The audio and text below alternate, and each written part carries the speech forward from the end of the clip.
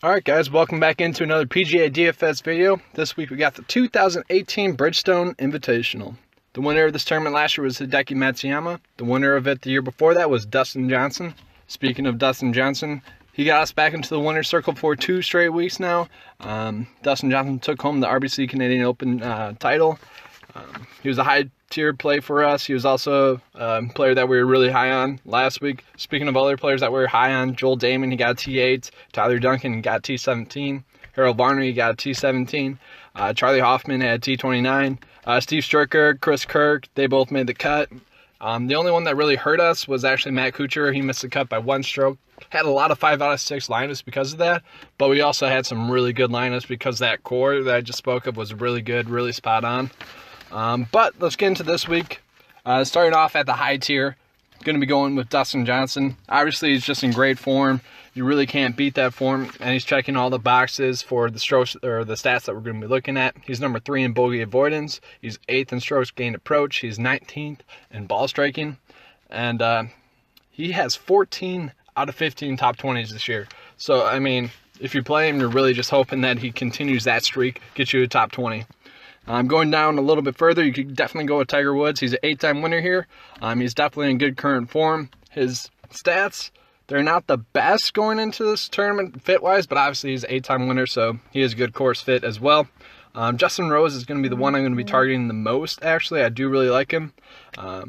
Priced a little bit higher than I would like, but in 2015 and 2014, he had a T3 and T4, not bad. He's definitely the best play stat model wise. He's 5th in bogey avoidance, 7th in total driving. 75% of his starts have equated to a top 10, so you really can't beat that as well. Only one of his starts has not been inside the top 25, so I do like that. Jordan Spieth you'd go with. His worst finish in the last 4 years was 2014. He finished 49th, and then last year he finished T13th. The rest of that was a T3 and T10, so I do like him.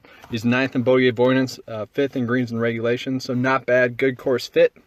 The player that I want to touch on next is going to be in the mid-tier. Going to be going with Ricky Fowler. He has 4 straight top 10s at this course. He is in pretty good current form as well. Actually has 5 straight top 10s, so I mean, really just great option here. I think I'm going to be starting a lot of my lineups with him. Because it's a little bit harder to fit Justin Rose and some of those higher tier players in there. Going down to Francesco Molinari. Obviously, he's just in great current form. Not a bad course fit as well. He had a T24 here last year. Hopefully, he can keep that up. Players I'm going to be locking in, though, the most are going to be Henrik Stenson and Paul Casey. Both of those guys have had 3 straight top 20s at this course.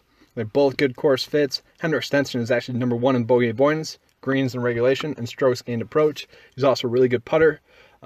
Paul Casey is 6th in total driving and 6th in strokes gained approach, so I do like him.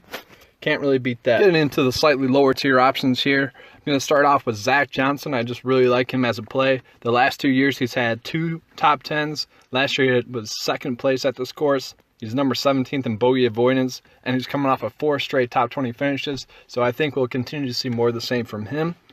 Tony Finau and Bryson DeChambeau, I don't really like those plays all too much, but I kept ending up in this kind of range salary-wise, and so I kind of had to find some players that I think would work, and these are 2 of them. They're not bad course fits. Obviously, Finau and DeChambeau have had their moments this year where they've been really popping. Bryson DeChambeau had that thing with the handshake last week, so we'll see how he responds to that. But the player I like the most actually is going to be Adam Scott.